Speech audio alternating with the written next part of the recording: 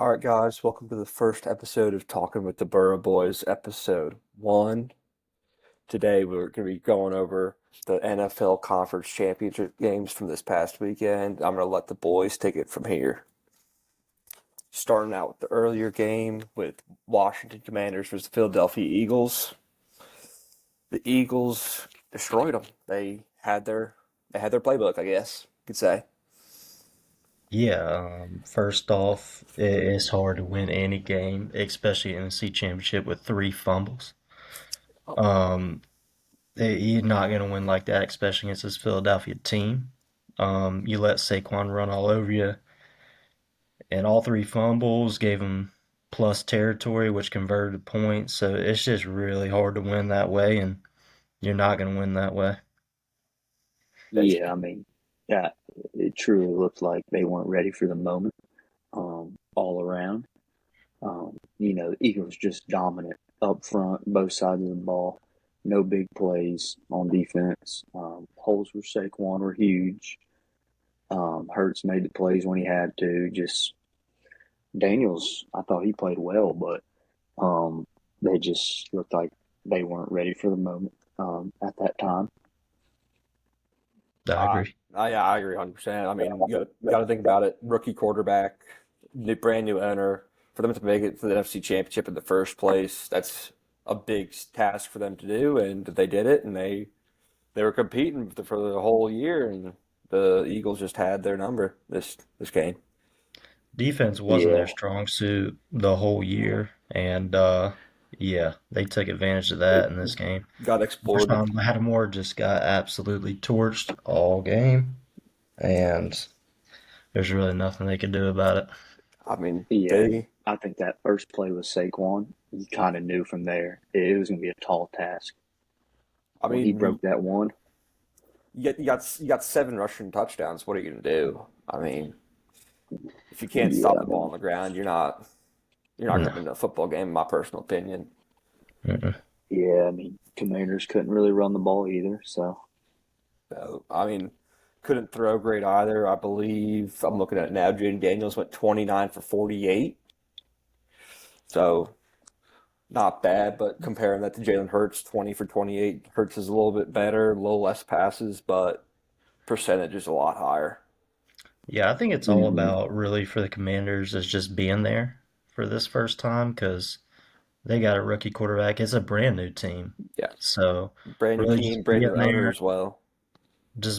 and then learning from it because they're gonna be a force for years to come in the Yeah. NFC. So. I agree. And besides Zach Ertz, it was hard for everyone to get separation or get anything open.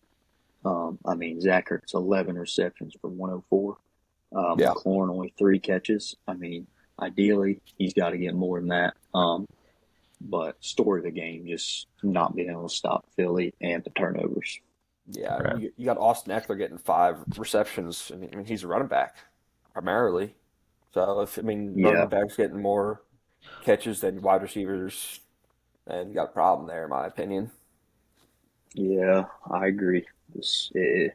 They didn't look ready for the moment all around. But young team, they'll be back for sure. The Eagles have been there before a couple times in the past few years, so they had the experience. They were able to get through them, and they ended up getting the win. I agree. Yeah. I think they'll be Number back. one defense. I mean, Yeah, not stopping them. But game ended 55-23. Ended in a blowout. Like we said earlier, no And defense. and another thing is playing against Philly. If you get behind, it's going to be tough because they can just keep running it down your throat. right. I agree 100%. Now let's transition into something a little bit. It was a little bit tighter. The Chiefs Bills game later in the day, 32-29. How we feel about this game here, boys? Yeah, And going in, we knew it was going to be a dogfight. Two of the best quarterbacks in the league right now. Would you But would really, you what it comes down to for me is just coaching ability and quarterback play. Even though Josh Allen played great, Mahomes just outclassed him.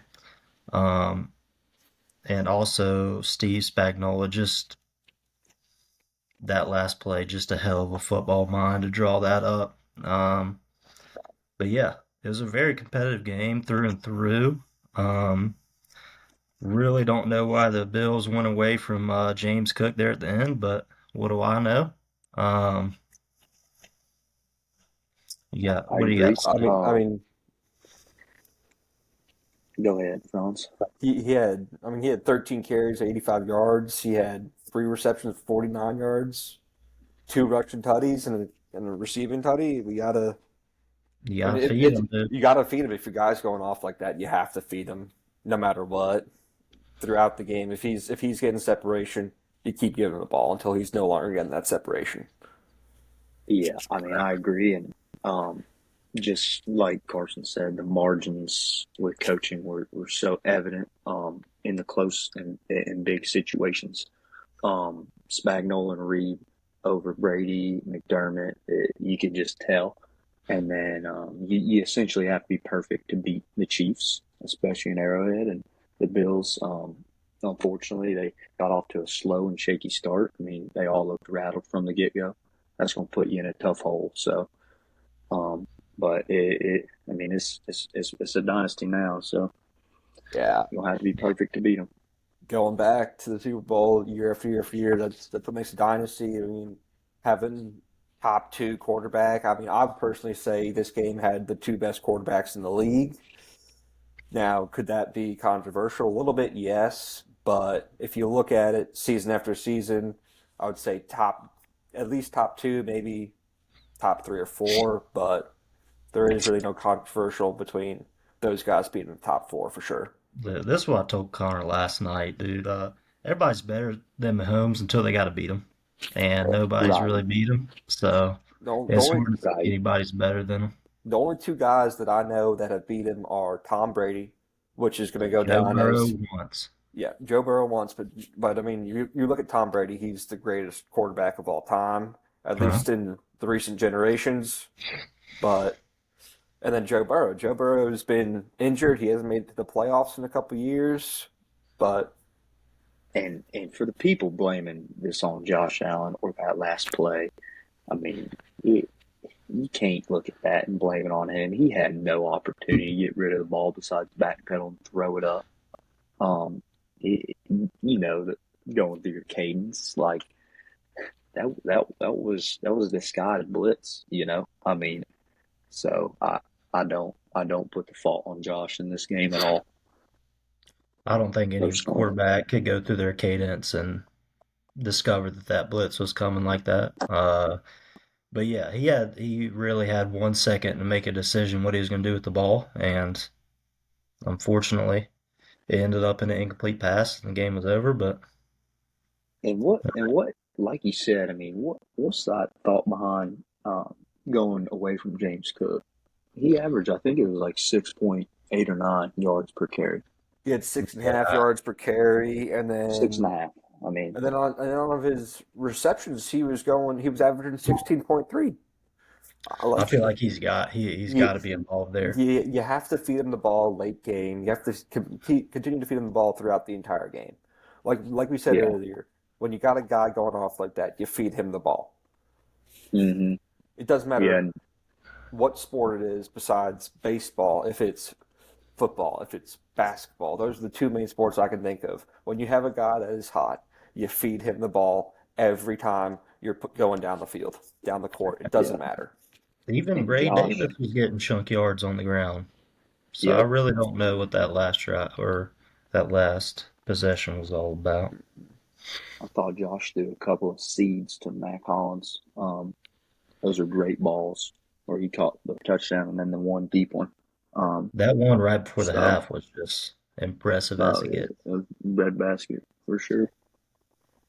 Yeah, I mean, I agree 100%, but you also got to look at Josh Allen's completions and attempts and his yards. I mean, he Hmm. went 22 for 34 with 237 Hmm. yards total. So, I mean, that's an average of seven. Yeah. So, Yeah, he was rattled. Those first two drives, he was rattled. yeah. Hmm. McDermott said in his post game that that's the loudest he's ever heard a stadium get in Arrowhead. So I think that plays Yeah, definitely a huge factor. I thought Worthy was huge too. His speed. I mean, he was the Yeah, leading receiver for Kansas City. I don't know how the NFL let Mahomes get him, but it's beyond me.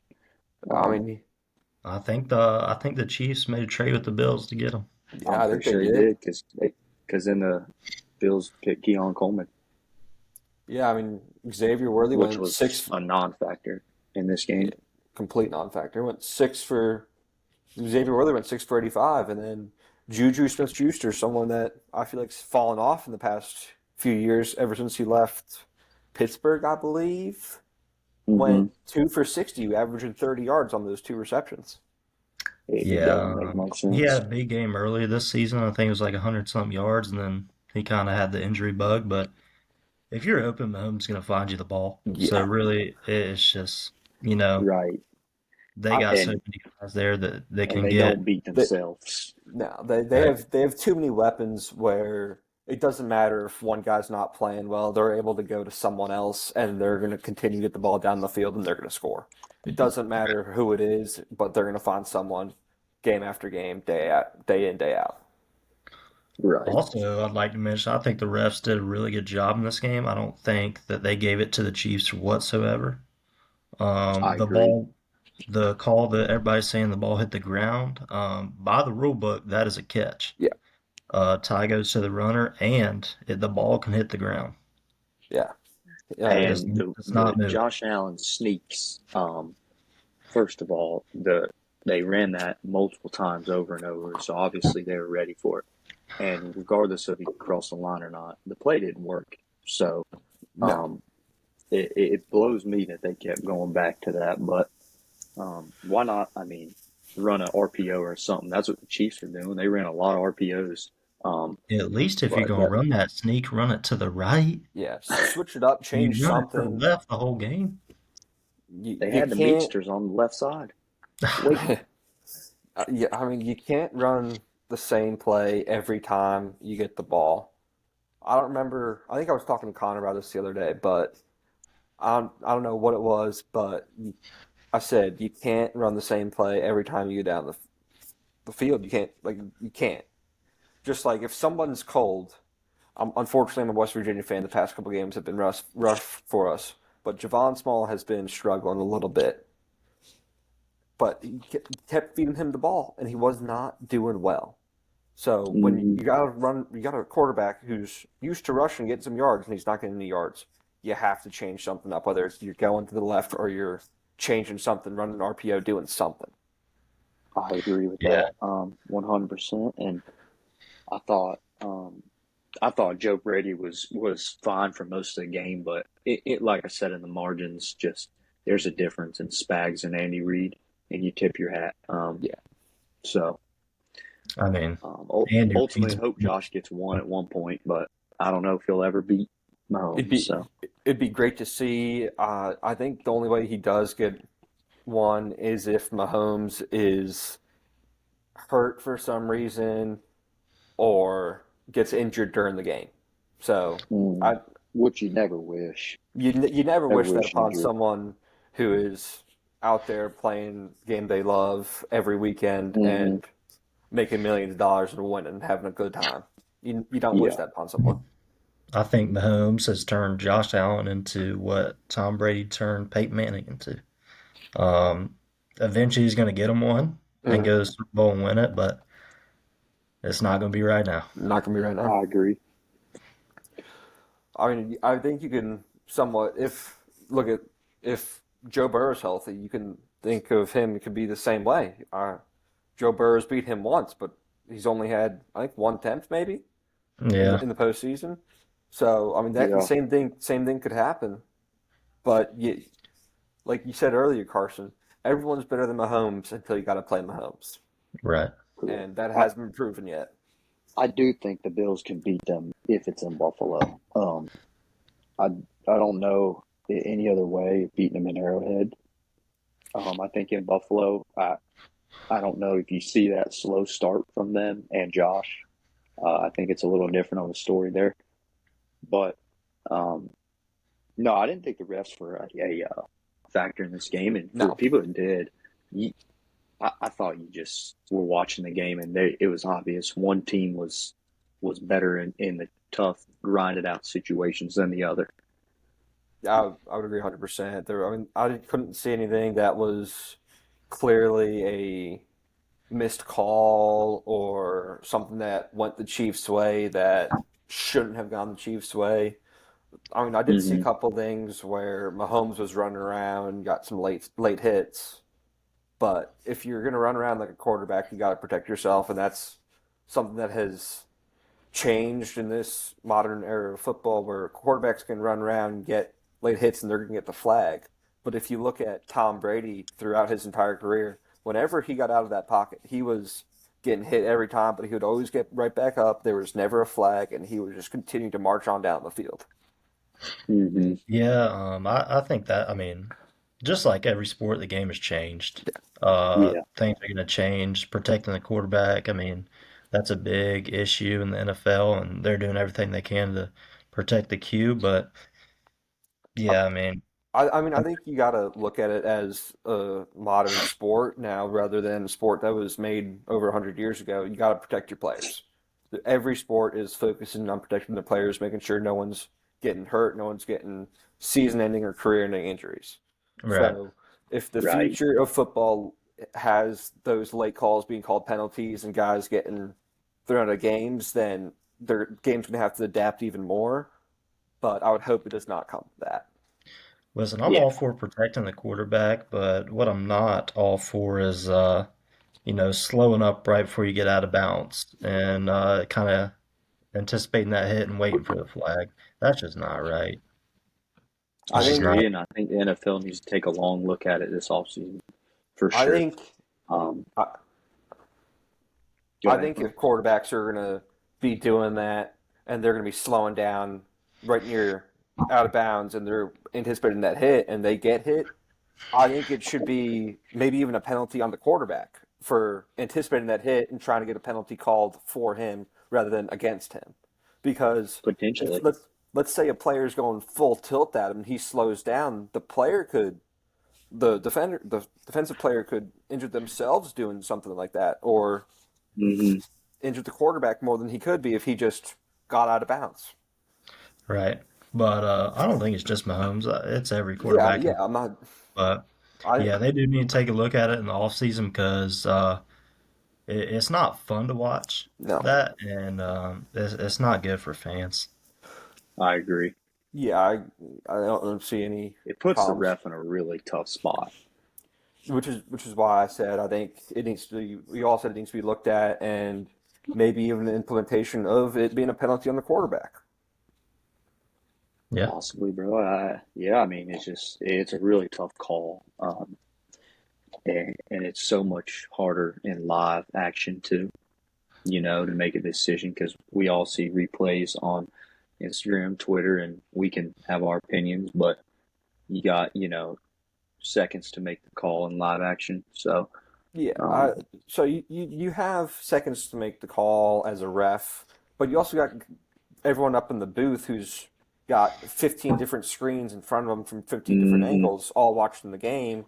I feel like if they're suspected of a quarterback slowing down, going out, about to go out of bounds, then they need to call down from the booth, get in contact with the refs, and stop the game so they can look at the play so they can determine whether the quarterback was still going full tilt to get out of bounds or if he was slowing down and anticipating that hit so he can get a penalty. mhm. Yeah, I mean, I understand the idea of that, but necessarily I'm not all for that because I still would like the refs to have a say. Yeah, I don't want everything to come down from the booth because that would, I mean, no, I think that would completely the slow game is down missed the game calls. of I'm play. playing missed calls, Yeah, so, you know, I think if it's blatant enough where QB slows down and the ref misses it, that I think it could be implemented. But if it's just something small, then it just needs to be a missed call and you go on. But if it's too obvious, then you gotta do something about it. right? I agree. Y'all, how we feel about overall game? Super Uh, Bowl? Yeah, going to the game.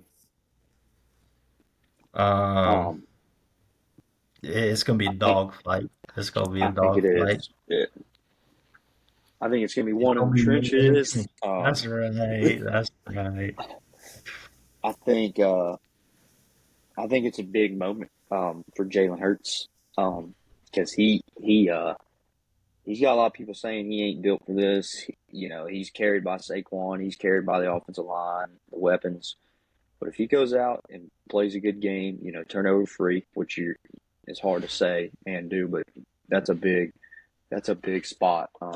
You got to take care of the ball against Kansas City and not beat yourself, which Philly hasn't done. I mean, they've been one of the best teams this second half of the year, but Saquon, if they establish Saquon and let Hurts loose a little and he's making good decisions and good throws, I think they have a chance. But if they're turning the ball over and they're letting Mahomes drive down the field, 10-yard run, um, 20 yard pass to pass. Kelsey, Yeah, that kind of thing, it's gonna be tough for him. So I think yeah, I think it's gonna be one of the trenches, but I'm excited for it. yeah. Looking at the game right now, according to ESPN Bet, the Kansas City Chiefs it opened at 1.5, so they're a 1.5 point favorite. They So essentially don't know what to do with the game. they have no clue what to do Vegas, with the yeah, game. I think it's It's gonna be a close game. it's going to be a dogfight, just like how Bills Yeah, Chiefs was a dogfight. They don't know what to do with this game. It's going to be close. It might not. It might go to even money all the way through. There might not be a favorite yeah, in this game in 2 weeks when it's time to play. yeah. Yeah, the Chiefs have already played the Eagles and won Super Bowl. So, and that game was close. I expect it to be the same way, coming down to one last play, one last field goal, something like that. But yeah, I think if you're the Chiefs, you gotta find a way to limit Saquon.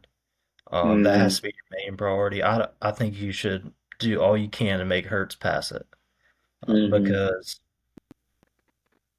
you know, I mean, he can pass it, but he Yeah, hasn't proven that he can pass it well enough to win the Super Bowl no, as of Right. right now. and I mean, So, if you look at the game against the Commanders, they had 7 rushing touchdowns. They ran it correct. down their throat. I don't think you're gonna be able to do that against the Kansas City Chiefs. I think you gotta change things up. You gotta pass the ball. And the Chiefs are gonna make them pass the ball. You'd like to Right. think so. You'd like to think so, but every time you watch the Eagles, Saquon's running through a gap of a hole. Yeah, That line, those tackles get outside. They pull the guards. I mean, it's they're athletic guards. They're athletic tackles. They move yeah, well. Then you got AJ Brown, who's going to be a mismatch with anyone on the yeah, outside. Devontae Smith is the second receiver. Goddard. Every time you watch him, yeah, he's yeah. running wide open down the field. Um, we'll see. It's going to be a tall ask for both teams. I think it's a good matchup, though. Really. I think it's a really great matchup.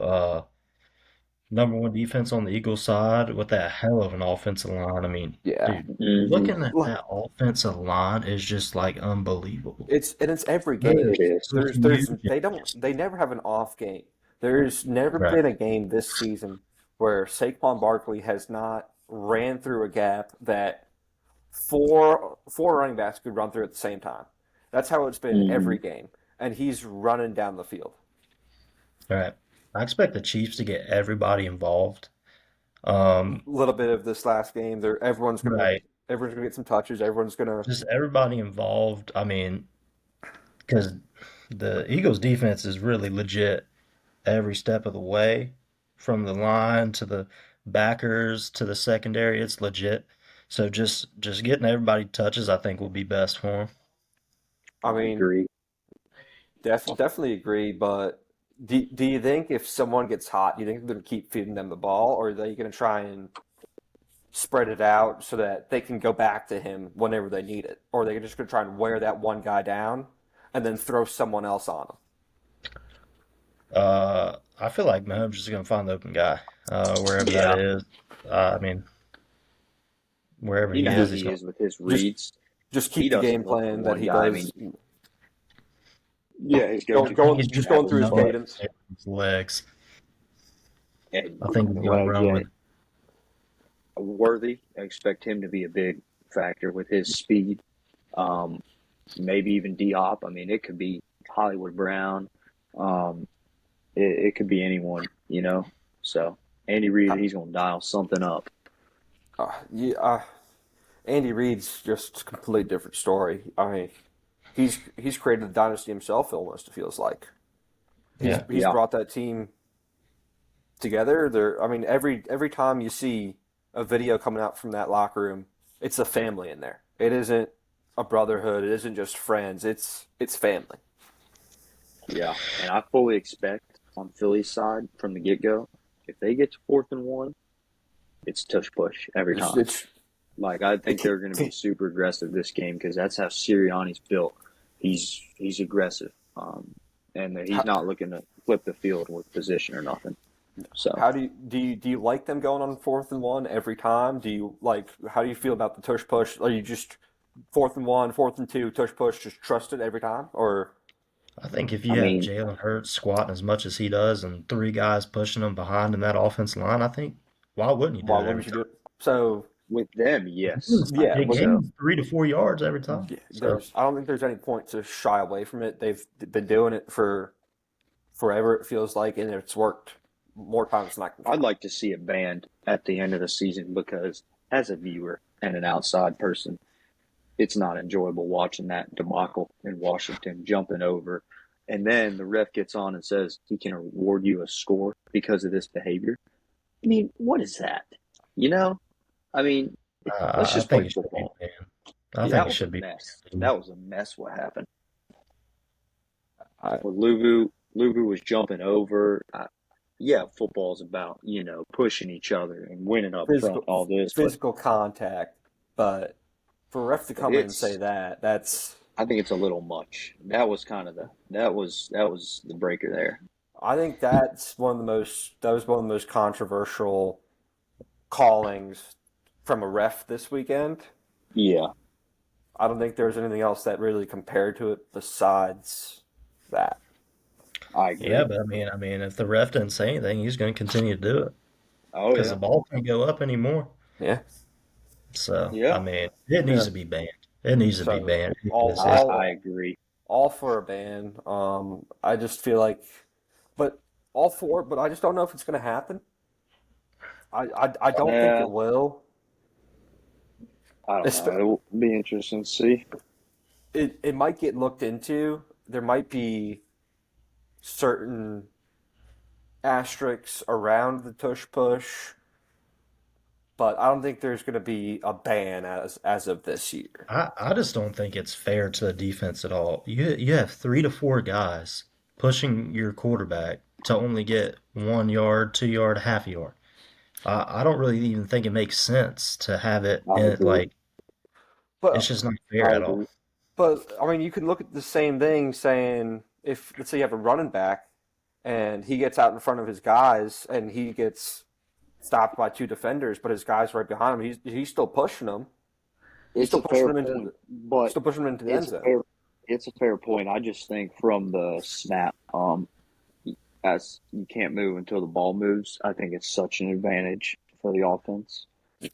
I Just because as yeah, soon as the ball is moved, they're that pushing. they're all yeah.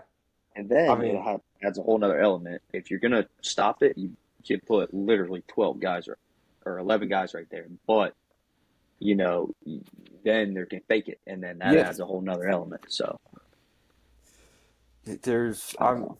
there could be fake tush pushes if I mean let's say it's Eagles 4th and 1 on their 1 yard line, about to go for a touchdown. And Chiefs got 11 guys back there, and they just fake do a pitch out to Saquon. That's an easy touchdown. There Hmm. might there might be a rule implementation like how there's the rule implementation if a quarterback's going to slide down when they're running out, they have to go down.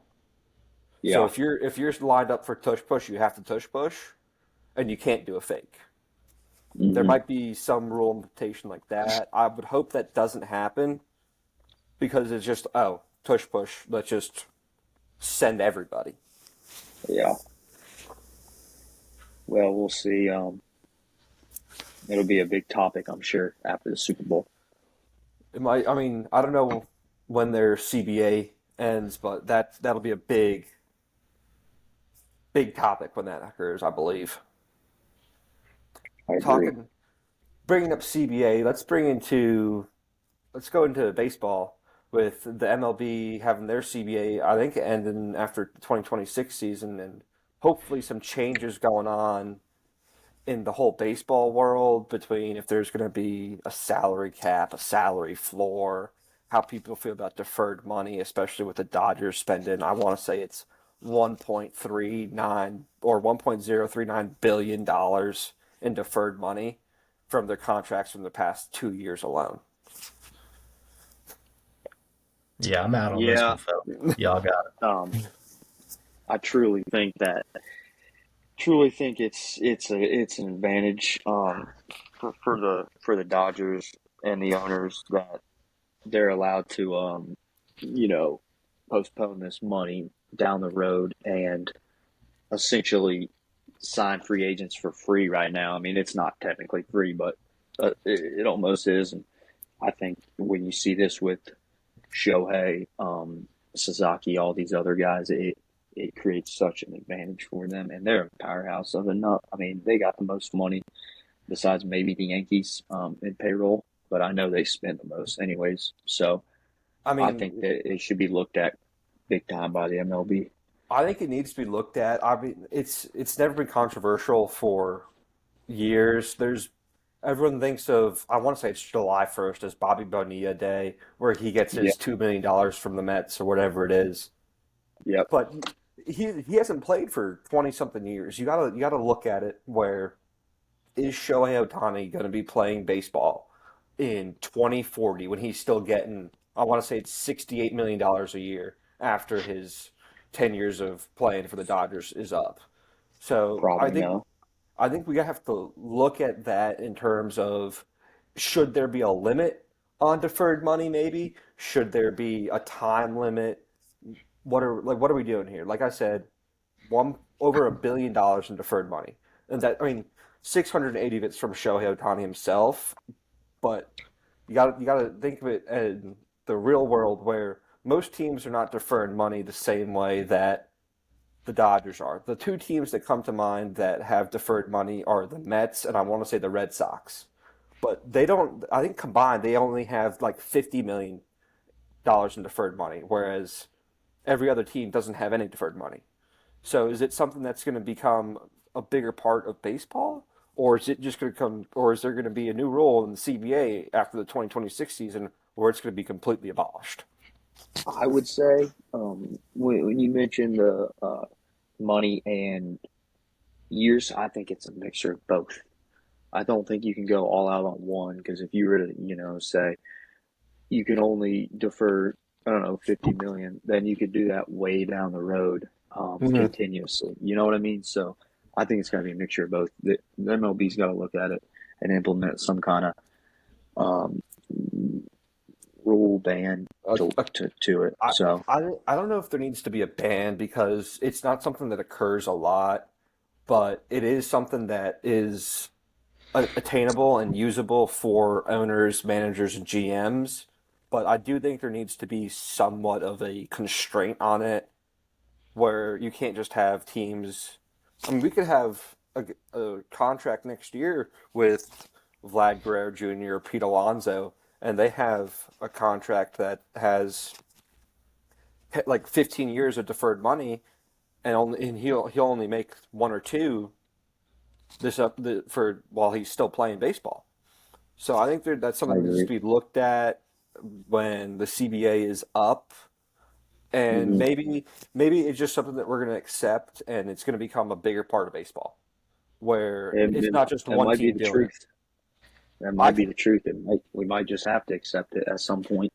I do think that it could be somewhat interesting to see if it does become a bigger part of baseball because we're gonna have teams that are spending these big contracts and deferring a whole boatload of money now, and in the 10 years where they're paying out that $68 million, where their luxury tax is going to be at because their luxury tax might be through the roof, and we might see smaller market teams making deeper runs into the playoffs and winning World Series like we had with the Rangers a couple of years ago. Not just Yep. the big Diamondbacks. Diamondback, where we don't Yeah. just see Yankees, Dodgers, Mets, Yeah. the And the Braves, and the big market that's teams. that's that's a big like knock on the whole rule. Like, oh well, the people that are saying this, a lot of the smaller market teams are obviously frustrated with it, but maybe they need to start spending more money and get more aggressive. That I mean, that's a knock on these smaller market teams.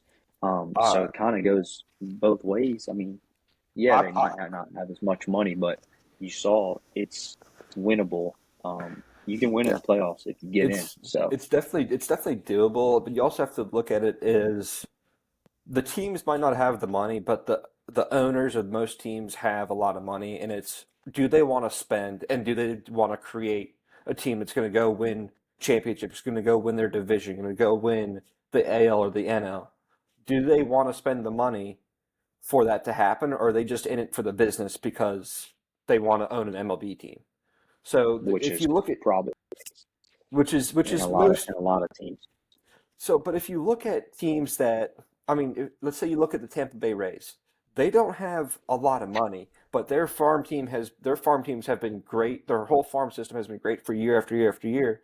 They can defer money to guys, and they could probably go win back-to-back World Series if they really tried to push for deferred money, get guys to stay there, and create a legacy. You don't see guys staying like Mike Trout did in Anaheim, staying and creating a legacy. Everyone is chasing the money. So if let's say you're a small market team, you can just defer the money and create and have your player create a legacy there rather than them just leaving somewhere for more money right away when their arbitration is up.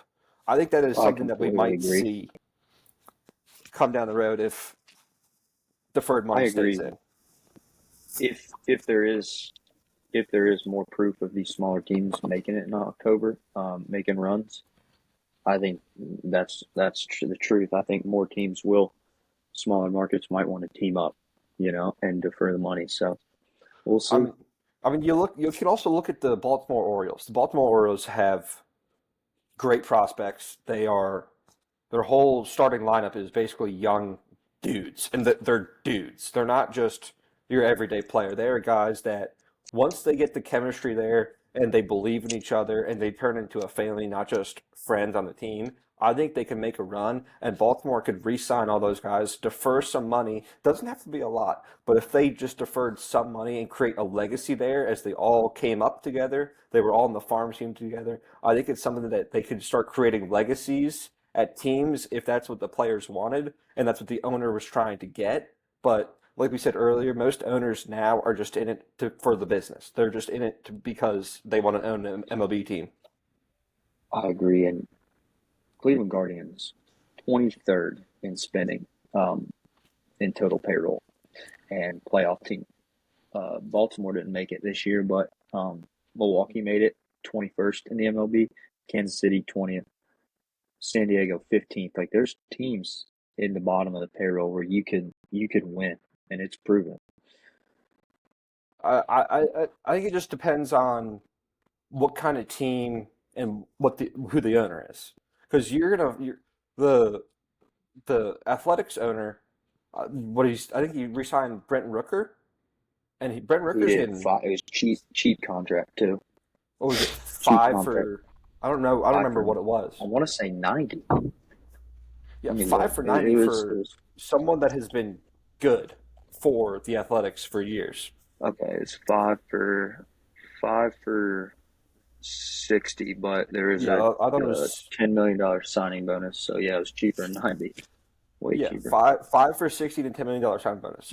That's going to be money right into his pocket each year. Right. Now, are they going to go out and spend more money when they move to Las Vegas? Because I mean, you look at any team that is stationed in Las Vegas, they are making money. They have a fan base that is all about winning. You look at the Oakland Raiders or the Raiders in general. They are a team that their fan base is upset with them because they are losing. They are diehard Hmm. fans, and they want to win. They want to spend money, and it's just something you have to do to be successful in sports right now. Unfortunately, now could that change? Sure. It's how you go about making that occur. I agree, and I would say with those teams in Vegas, like you said, with the A's moving, it's going to help them a lot financially. Fan base, I mean, they were just a joke of a team. You just got to say it, So and we'll th- see what happens when they go to Vegas. But I fully expect them to be more invested in winning. this would be a question for both of you guys. How do you guys feel about them leaving the legacy that they had in Oakland, leaving the basically the Coliseum that Ricky Henderson built as a longtime athletic? How do you guys feel about their whole move? And do you think it was the right move? Do you think because of this move there might be more money coming into the team, where they might, now that they're in a bigger market area because it is Las Vegas? Do you think they're going to start making money and start spending money? And could we see them in a World Series or or a playoff run in the next 5 to 10 years? I would say, Yeah, I think it's yeah, 100% the right move. If you look at their fan attendance rate over these past couple years, it's absolutely abysmal. They got to find something to do with that. I mean, part of having a major league team and having a good organization is having fans be a part of it and being in tune with the game, and they just didn't have that. So I think them moving to Las Vegas is great. It's going to bring in a whole new wave of fans, a lot of new money, and hopefully raise their team's value up some.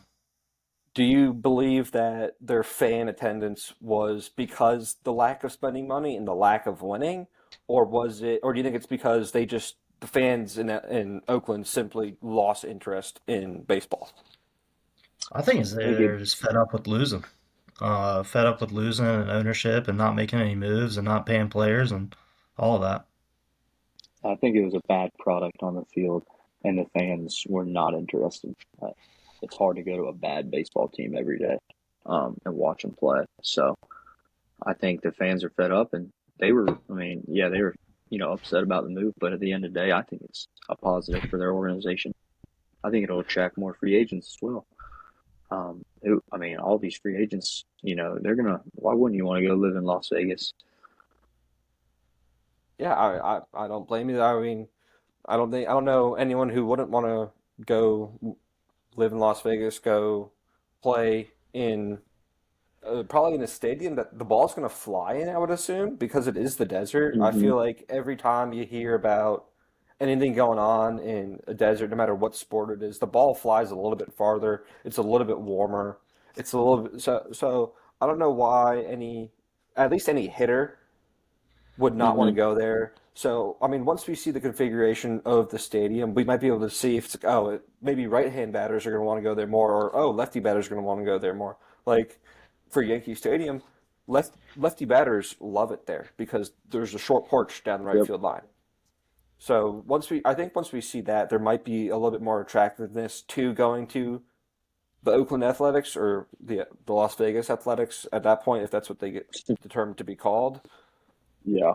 But it's going to be something that might take some time before we see a Bryce Harper, a Aaron Judge, a Juan Soto, any of those type guys go into the Athletics, in my personal opinion, because I don't think you're going to see a contract like how Christian Yelich went to the Milwaukee Brewers to a small market team. I don't think you're No. going to see that with the Athletics.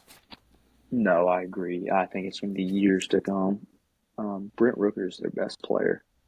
Maybe Lawrence Butler, he's on the rise. Mason Miller, but that's a really cheap contract, and I'm shocked he was honestly able, or he was allowing them to, give him that. So Well, Brent Rooker is, I want to say he's over 30. he is. He's over 30. So, I I mean, want to say he was last year. He was he might be 35, but 30, so I mean he's getting 39 close last year. Two thir 93, 39. 39 last year. So he'll be 40 this year. So he's at the end of his career. So I understand Yeah. why he accepted that Oh, you're talking contract. about age? Yeah. Oh, you're talking about age. Oh, I thought you were talking about his numbers. I was saying No. he's 30 years old. He's 30. So he's Yes, his numbers last year were 293 with 39 bombs. So so yeah, probably his last contract. Yes, probably his last yeah, with contract. Maybe five he years. gets a one Yeah, or two, like 1 year, maybe a 2 year deal. But maybe he is one of those guys who wanted to build a legacy for the Athletics, and he's hoping that the move to Vegas does that. Just like how Mike I Trout agree. wanted to stay with the Angels and create a legacy there. How has that been able to turn out the way everyone's hoped? No. But maybe Brent Rooker was thinking that way, that the move to Las Vegas could Film the solidify a cast, legacy for him. film the cast, Franz Shelton.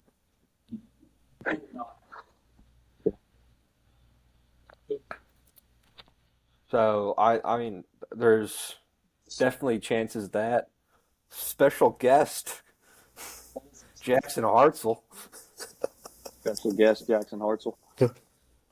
should have Devon gotten his Small's take on coming that. on. Tucker Beverage better be on there. So, looking at the future of sports, tomorrow's golf league. How are we feeling about tomorrow's golf league, the TGL? They've, Uh, I mean, well, Uh, I like the concept of it, but I really don't see it succeeding as long as they expect it to. Um, it's really just the same thing over and over and over every week. And from a fan's perspective, it kind of gets old quick watching it. I But I think agree. it's a cool idea, but I just don't see it suitable for the long run.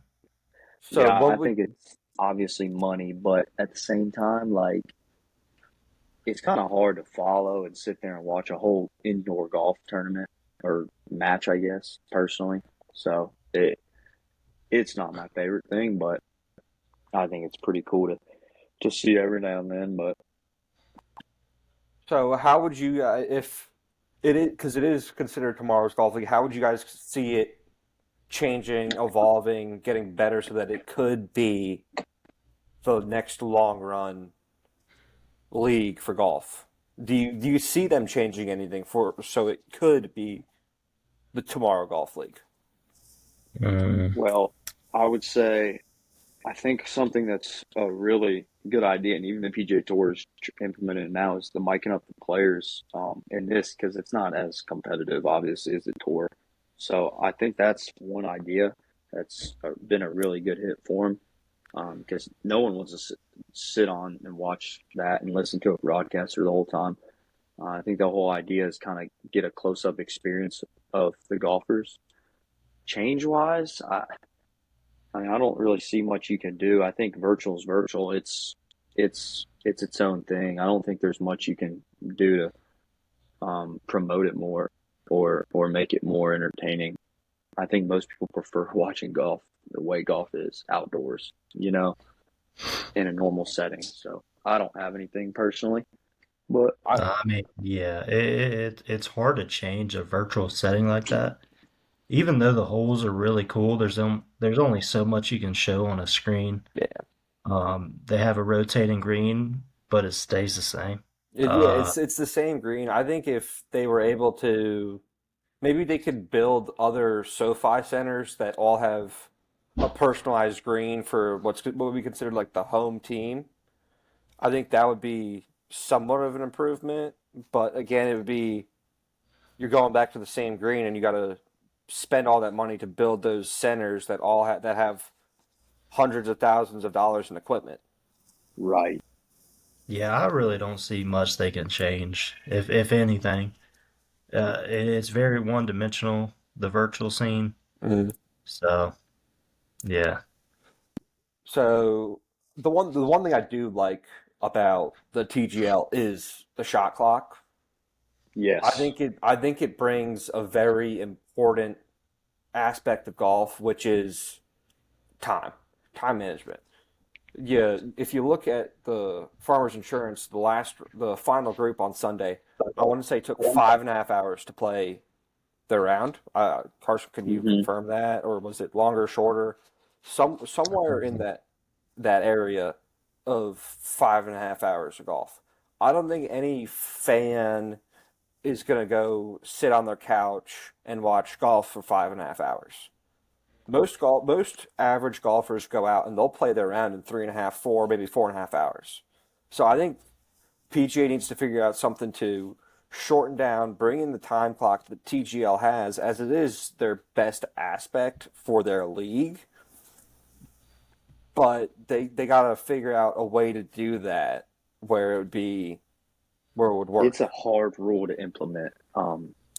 The whole shot clock thing in golf, it's I think it's a really hard rule to implement because you got rulings, you got guys um, that walk up to the green if they're chipping, go around the green. Like if you're gonna put a shot clock on that, I mean, so many golfers are gonna have to change their routines going into a shot because everyone has a routine now. So if you really want to do that, but I think it's a really difficult rule to implement in golf. Honestly, the shot clock. So if you were the commissioner, if you were Monahan, how would you implement the shot clock? How did you guys implement the shot clock if it was your job on the line to get it done for next season? I would say once you get over the ball, there's a shot clock, but I think, um, or maybe right before you're approaching the ball, somewhere in that area. But I don't think there should be a shot clock when there's, maybe once you get up, like if you're 50 yards from the green, you get up to the ball, you're gonna walk, most of the time, or let's say 30 yards, you're gonna walk up around the green and look at it. And if there's a 20 or 30-second shot clock, you're not going to be able to do that. So you're either going to not be able to do that, or you're going to just get a violation. So I Yeah. think it should 100% be when you're over the ball. There should be some kind of timer, 10 seconds, 15. Well, I don't know, something at that range. Carson, you can. Uh, I think it's really hard to implement as well. I mean, these players are playing as a job to feed their families and kids, and if you're not gonna, let them take it serious enough to read their putt or read their shot, walk up to the green, I just don't think that would be very good for the players wise because, these players aren't trying to take, a long time to read their putt or figure out what type of shot they're hit.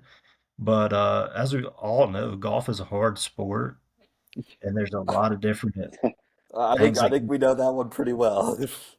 So it's really as at this level that they're playing, and it's not just going up to the ball and hitting it. I mean, they're No, playing for money, they're playing for cuts, they're playing to stay on the PGA Tour. they're playing for their livelihood basically. Right. So So I really don't. I think if you're gonna do anything, it's when you approach, like when you're about to approach the ball and hit it. That's really all I can think of doing. yeah, so I mean, well, according to the USGA, it is I want to say it's either 40 or 45 seconds supposedly like once you get up to your ball.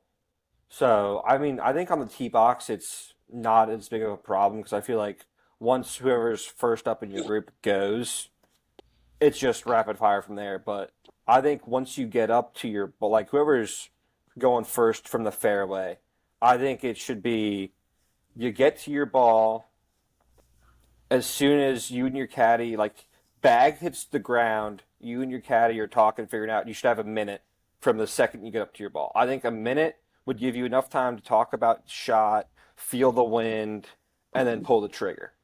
Now you might have to Yeah. quicken your cadence and how you go through your pre-shot routine, but I think for golf to be the way that the players in the tour wants it to be, it needs to be a little bit quicker. So I think that would be a good aspect to bring in, at least for for the fairway.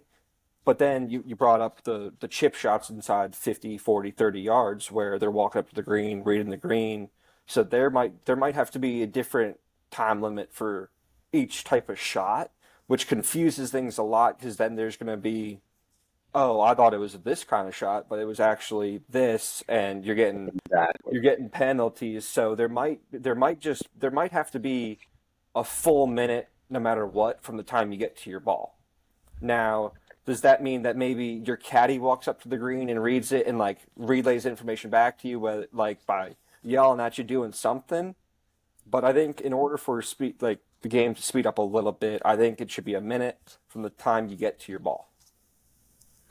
I agree, and I think in baseball, as you see the success the pitch clock has had, I think, like you said, if you put different shot clocks on each shot, that's going to be a whole debacle, in my opinion. Yeah. I'm not a professional golfer, but if putting myself in those shoes, I would be pretty frustrated constantly going through that whole routine, especially once I mean, you're not used to it now. But like Brian Harmon, Cantley, those guys that take forever, the waggles, that's got to go. The pace of play is somehow got to speed up. So Yeah, we'll see. Uh, I really don't see how you can add a shot clock. The players in the PGA Tour are already stingy as it gets with rules and rule book violations and all that. So just by adding that, I think it would cause so much hectic. It would just be unwanted. so I mean, let's say we were to implement it, and guys like Cantley and Brian Harmon were are still doing their routine. Are we stroking them? Are we what like? Are we giving them a two-stroke penalty, one-stroke penalty? Are we doing anything at all? Or are Oh, we we're stroke. you Guys stroke? like Cantley, we're stroke. Okay. I I'd mean, Guys like like to think you got to. there has to be some Yeah, sort of penalty. Harmon with 25 waggles in the fairway. Yeah, I mean, each waggle is taking at least half a second, if not longer. So I mean, that's adding to pace of play. But I think there needs to be something, and everyone has to come to agreement on it in for the entire tour, whether it's PGA Tour, Korn Ferry Tour, DP World Tour. There needs to be, and even the Live, there needs to be some sort of agreement and just an agreement on how they're gonna pick up the pace of play and how there's gonna be how the future of golf is going to look. I agree. It's a big ask, but um, baseball was able to implement it, but that's much more simple. So I definitely think there could be a future in changing it. It's just what the future is going to be and how it's going to work. I agree. I think it's a complicated process with this indoor stuff. It's just so much easier. I mean, you're not walking, so No, pretty obvious. you just well, I mean, you're walking 15 yards. That's it, if that. Yeah, you're not walking a course. No. No caddy, essentially, too. So How looking at this week with Pebble Beach Pro Am? How do we feel about? well, I thought it was interesting. Scotty had nothing on his hand. Yeah, Scotty's back. Jordan Spieth I is saw that on back. the range. He looked pretty good on the range, and I think Carson sent me three holes in a row or I know. I think something he like that birdied his first on the hole. practice ground. yeah, Birdie's So first. be interested to see I'm how the weather I'm is, if just it's windy or excited what. that I'm just excited that the players are getting back into the swing of things. There's a lot of people who missed last week that are playing this week, which is great for the golf game. There, So yeah, there it's was going to be also exciting. a bug going around the Farmers Insurance last week. Ludwig Eberg was thrown up Oh yeah, walking the course. I think Colin pulled out due to illness. Shoffley pulled out due to his chest injury. So it's good to see, like you said, everyone getting back into the swing of things, getting back into golf world. Looking forward to the waste management coming up, and as always, looking forward to the Masters coming up. And looking at the field, this is a hell of a field here. Um, I didn't realize Wyndham won it last year. Wyndham yeah, Clark, which well, obviously he he, didn't He have a won it. good end of the Yeah, year, he won but it in 3 days. yeah, well, I mean, he shot a course record 60 on one of the days, I think. huh, Hmm. So I mean, you got to think about it like that. Is that gonna do you think it's gonna be a similar time problem week in week out, where people are gonna start getting upset about it more than they already are? Um, these first couple events of the season, um, you know, it's hard for me to say this, but it's not the best talented players. As we get further down this season, there's going to be events that are absolutely stacked, and I'm sure that the pace of play problem will kind of fix itself with the better players. Huh? But starting this week, I think it'll start to pick up, and people will start to get, acclimated back to it, all that. I agree. Yeah, I agree with that. I think things will start to pick up, starting with this week with all the bigger names. So excited for it. PGA season again. I think a lot of these young guys will make some jumps. I'm predicting Ludwig to win one major this year. I don't know which one, but I You think got he'll him, win one. got him in the So major. yeah, I, I think he's I due for a major. So I I think mean, that's a safe take. yeah, if I was a betting man, that's check mark for that. Sign me up. Do whatever you need. But Xander, Scotty, and Ludwig, I would say. I, I mean, I those would personally, those would be the top three I'd probably bet on. I'm going to throw out a fourth. I'm going to say Colin Morikawa. Um, Yeah, personally, I'm gonna he throw his needs he needs to. I'm gonna It's throw been his a name while. out there. He's too good to not win something again. He likes to lay down on Sundays. He does. He's always in the hunt though. He's first 3 days he's there. Sunday Always. he's always coming down the line on Sunday, but he just falls Akshay asleep. Akshay Bhatia is my long shot to win a That's major your this year. long shot to win a The major Raleigh this year. native, Akshay Bhatia. Long He's shot an to impressive young. He's an impressive he, young golfer. he can Fellow swing. lefty. He can swing it too. You want to know who my See long that? shot to win is? Who? Willie Z coming back with the broomstick after being injured with his back. I can After see a Willie broken back. Z. Yep, I can see Willie Z making a run. Maybe at the Open, making Yeah, making a run. man, I can't wait for golf to get going again. It's a sport that you miss in the winter for sure. You miss it in the winter. You miss baseball in the winter. I'm personally looking. I'm cannot wait for spring training games to start. I cannot wait for opening day. But with golf getting back into the swing of things, I am excited for it. It means warm weather is coming, and that means we can enjoy nice warm days. How about old Bryson? How's Bryson gonna after his U.S. Open in Pinehurst? Rory, I mean, you Uh, know, big year for Rory. big. This is going to Getting be. older. This might be a very controversial take. If Rory does not win the Masters this year, he might not win it. Period. Yeah, I would agree. I think he's running out of opportunities to be completely honest. I think if he's still competing at the level he is in a couple years, he might not have any chance because these younger guys, they're bigger, they're stronger, and they're hitting the ball a lot farther. Right, right. So at some point or another, they are going to completely break through, and they are going to push him out. I I think he's agree. going to take the Masters this year. You think he's getting the Masters this year? Mark your word for that. Yeah, I'll put you down for that one. We'll see. All Rory right. McIlroy to win the Masters. Put in a little futures bet, huh? Yeah, If I were a betting man, we can take some bets here in a couple weeks, couple month or so. See how everyone's Yeah. feeling. I mean, Yeah, well, I'm actually going to go look at the odds if they're up for a couple each.